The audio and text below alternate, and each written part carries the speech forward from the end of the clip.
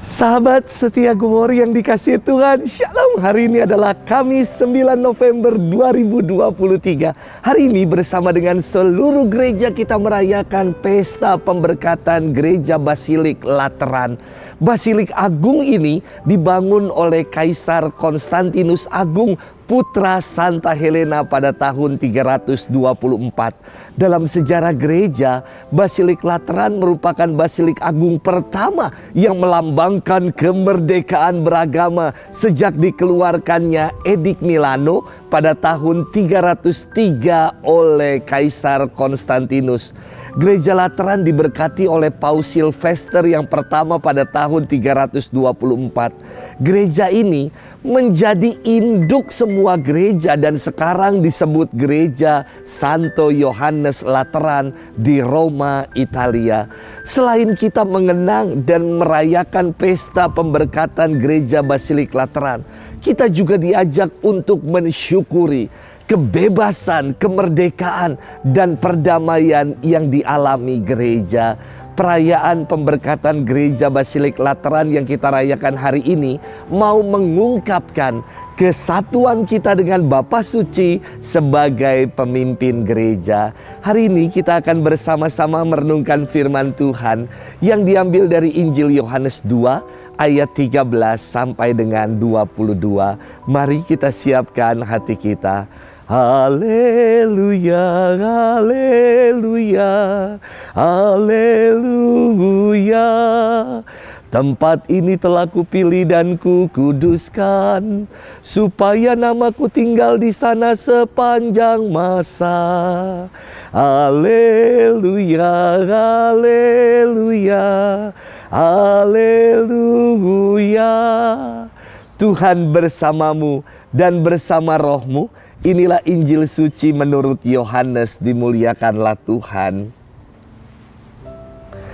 Ketika sudah dekat hari raya Paskah orang Yahudi, Yesus berangkat ke Yerusalem.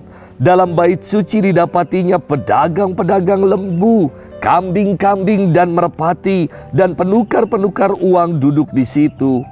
Maka Yesus membuat cambuk dari tali lalu mengusir mereka semua dari bait suci dengan semua kambing, domba, dan lembu mereka.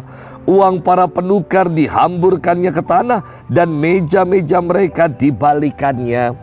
Kepada pedagang-pedagang merpati ia berkata, "Ambillah semua ini dari sini, jangan membuat rumah Bapakku menjadi tempat berjualan." Maka teringatlah murid-murid Yesus bahwa ada tertulis, "Cinta untuk rumahmu menghanguskan aku." Tetapi orang-orang Yahudi menantang Yesus, katanya, "Tanda apakah dapat engkau tunjukkan kepada kami bahwa engkau berhak bertindak demikian?" Jawab Yesus kepada mereka, "Rombaklah bait Allah ini, dan dalam 3 hari aku akan mendirikannya kembali." Lalu kata orang Yahudi kepadanya, 46 tahun orang mendirikan bait Allah ini, dan engkau dapat membangunnya dalam 3 hari. Tetapi yang dimaksudkan Yesus dengan bait Allah ialah tubuhnya sendiri. Sesudah Yesus bangkit dari antara orang mati, barulah teringat oleh murid-muridnya bahwa hal itu telah dikatakannya. Maka percayalah mereka akan kitab suci dan akan perkataan yang telah diucapkan Yesus. Demikianlah sabda Tuhan. Terpujilah Kristus. Sahabat setia Glory yang dikasihi Tuhan, Shalom. Suatu kali saya pernah bertanya kepada seorang anak bina iman. Saya tanya begini, "Nak, apa yang paling kamu senangi kalau kamu pergi ke gereja?" Lalu anak ini mengatakan kepada saya, "Omo, aku senang ketika pulang gereja, Mama selalu beliin otak-otak dan kue pepe." Saya berharap anak ini ke gereja senang karena ikut dia, dikasih berkat. Dia malah senangnya jajan pulang dari gereja. Tidak apa-apa, yang penting senang ke gereja. Sahabat setia Glory yang dikasihi Tuhan, dalam firman hari ini, Yesus dikisahkan datang ke bait suci di Yerusalem. Ia kaget melihat sekeliling pelataran bait suci yang dipenuhi dengan pedagang-pedagang kurban dan agen-agen penukar uang. Maka Yesus membuat cambuk dari tali, lalu mengusir mereka dan berkata, "Ambil semuanya ini dari sini, jangan membuat rumah Bapakku menjadi tempat berjualan." Yesus melakukan ini agar hakikat bait suci sebagai rumah Tuhan kembali disucikan dan dipulihkan.